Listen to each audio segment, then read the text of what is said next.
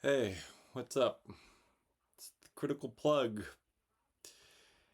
and I got for you an album review of the new Chris Brown album, Brown. Chris Brown, singer, songwriter, actor, choreographer, all around superstar. No denying that. Multi talented. No denying that. And he's back with his 12th studio album. And I'm going to be honest, at first I was going to pass on reviewing this, but due to the fact that it's only 27 tracks, an hour, 30 minutes, definitely shorter than his 3 hour monstrosities that he's put out before. Like, it's shorter than Heartbreak on a Full Moon. It's shorter than Indigo. And it's shorter than his last album he put out, which I forgot the name to be perfectly honest. And that's probably for the best. Because I'm going to be honest. If this thing was another 3 hour Chris Brown album, 2 hour Chris Brown album, keep in mind, I listened to these albums 5 to 6 times. So to listen to 120 minutes of Chris Brown, it's a tall order. And mental torture. So, for the sake of my sanity, for the sake of anyone's sanity who cherishes music, who actually listens to music and takes it in, who actually looks at this critically, to listen to a Chris Brown album 6 times, it's 3 hours, 2 hours, there's not a Frosty the Snowman's balls chance in hell that I am doing that. So, with this album being shorter than most Chris Brown albums, I was like, okay. And due to the fact that this album has been talked about, still has its relevancy, it still has its relevancy. I've been talking about it for a while now, online. I think it's time that I give Chris Brown a proper review. And that's what I'm gonna do. Because this album is bad. It's terrible. I was like, okay, this is uniquely bad. This is so bad that it needs to be talked about. Especially how this is hyped up, especially how this is like propped up to be, where you would think this is his mature album, his adventurous album, like this is really his moment. He's gonna make the Thriller, he's gonna make the Purple Rain of his discography, he's gonna make the songs in the key of life. He's gonna do it. He's gonna pull off a Stevie. But no, we all know he does not have the creativity. He does not have the ambition to pull that off. Because all he does is shit out pop fodder, album filler, and some decent hits. And I hear people saying he's the next Michael Jackson. In a way, to be charitable, does he have a huge fan base like Michael Jackson? Yes. Does he sell a lot of records like Michael Jackson? Yes. Does he have a diehard fan base that topple over themselves to cape for him like Michael Jackson? Yes. But does he have the creative skill? Does he have the ambition? Does he have the albums, quality-wise, that match Michael Jackson?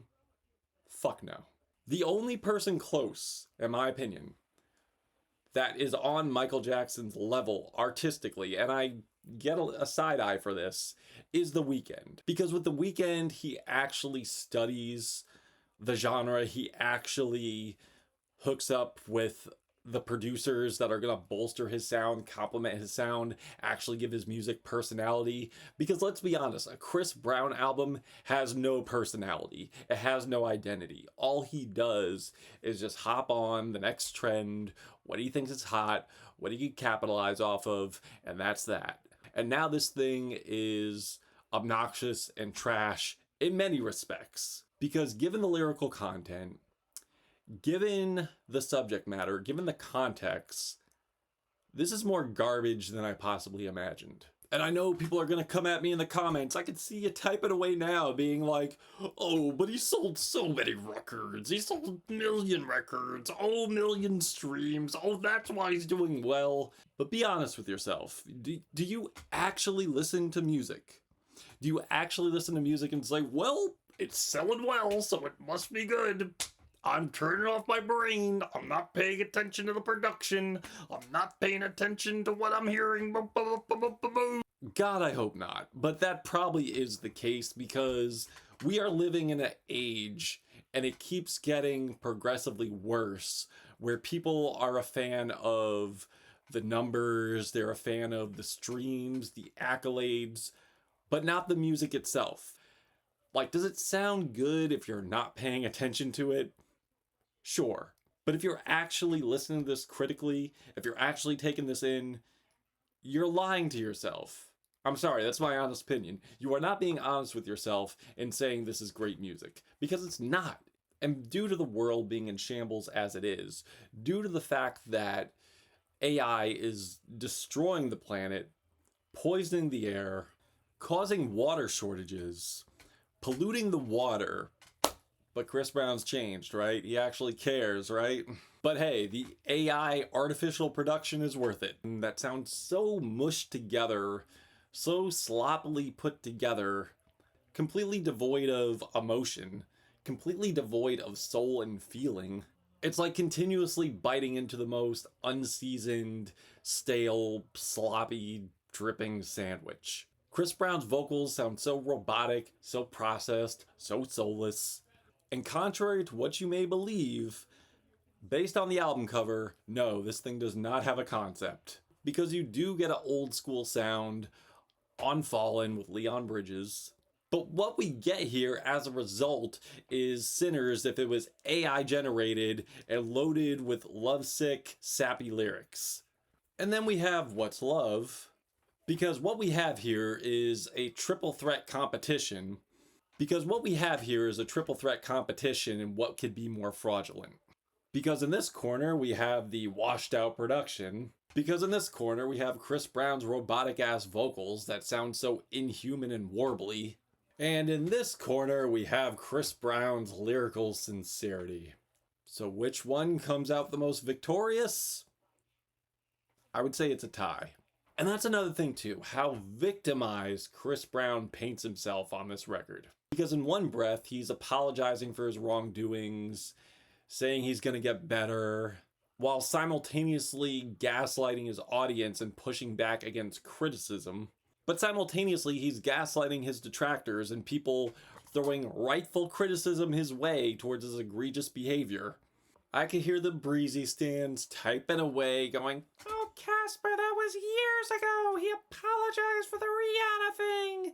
That was years ago." Meh. When in actual fucking-ality, this man has a massive timeline of problematic behavior. It did not end at Rihanna, where we have more abuse charges in more ways than one, colorist statements, and the fact that Sexy Red is aligning herself with this clown only to do a watered down version of what she already exceeded on Hood's Hottest Princess. And honestly, if I'm being honest, the only highlight on that track is Glorilla. Because over the years, Chris Brown has had his share of xenophobia, homophobia, transphobia, and advocating for the release of Tory derivative trash ass shot Megan Thee Stallion lanes. And also caping for Kyrie anti-vax Irving. And that's pretty fucking rich coming from a guy who has a song on here, I shit you not, where he talks about mixing sexual supplements and liquor. I wish I was kidding. And to come up with disingenuous, toxic-ass lyrics, like on Hate Me, where he says, "Oh, you can hate me if that makes you feel better. And I'm trying to do better, but I haven't done anything to address the wrong and the horrible things I've said and done." It's just vapid, empty, sorry-ass apologies. So with me actually analyzing his hollow-ass apologies, you could fucking spare me. Because with the majority of the lyrical content on here, it's like he's saying he's changing or he's changed, but yet throwing a fucking temper tantrum when somebody holds him accountable for his horrible actions. So I'm sorry, you're talking about changing, but throwing a temper tantrum when somebody holds you accountable for your actions and then saying you can hate me, oh, the wrong I've done, but then saying leave me alone, saying you don't understand, or I'm just being better. Like, which one is it? Bitch, pick a struggle. But yeah, there's a lot of terrible things about this album, and I didn't even get to the features yet. But if I could give a modicum of credit here, where I said like Chris Brown doesn't have the creativity, he was kind of onto something with Red Rum, where he has like some clever wordplay on here. I'm not gonna lie, with the correlations of substance abuse and murder. But the biggest murder here is soon as NBA Youngboy appears and just derails the whole track, where he sounds not only awkward as hell on this instrumental, but also totally disconnected topically. And that's not the only time where I was left asking who in the actual Christ greenlit these continuous car wrecks. And then we have the song Depends, which is honestly probably the most pointless song here, where we just have Bryson Tiller hopping on doing his best Chris Brown impression. No. Where we have Depends, which is honestly the most pointless song here, where we have one verse from Chris Brown, a hook, and an appearance from Bryson Tiller where he just sounds like a carbon copy of Chris Brown. And another example of an atrocity on here, an ongoing atrocity, like, I'm really left questioning, why does Vybz Kartel let these dudes hop on tracks with him just to do fake ass patois? Didn't we get enough of that with Drake? Like on fucking Party, where it honestly sounds like a faux dance hall track. Like, I guess he couldn't help himself. Just like Chris Brown couldn't help himself to make a flavorless version of a track off of Madonna's Ray of Light with Holy Blindfold. So yeah, it's just throwaway after throwaway, and the vocal processing here, the vocals on here suck ass. Like, the vocals just sound so robotic and hideous, especially on Cry For Me and Obvious. But what really takes the urinal cake here is It's Not You, It's Me, where you got these pitched up highs pushed egregiously, hideously against these pitched down lows. How could you evoke emotion when this thing is emotionless? It's soulless. It's devoid of human touch. It doesn't sound like it's from the heart at all. It sounds like it's from ChatGPT, which honestly, I would not be surprised if it is. And don't try to gaslight me. Don't try to fucking lie to me and tell me he's versatile. He's not. He's opportunistic. He's capitalistic. He is also pandering to certain audiences who listen to this music, to these types of genres he's taking on. There's nothing ambitious because he's just hopping on what's trending. There's nothing ambitious or adventurous or experimental when he's literally just hopping on the trains that other artists have done before him. It's not like he's going to free jazz or anything like that, or really pushing any boundaries whatsoever, or even putting genres together to make his own. He's not doing that. Like, again, there's no come to Jesus moment. There's nothing apologetic here. There's nothing progressive here. It's nothing. Because this album is nothing.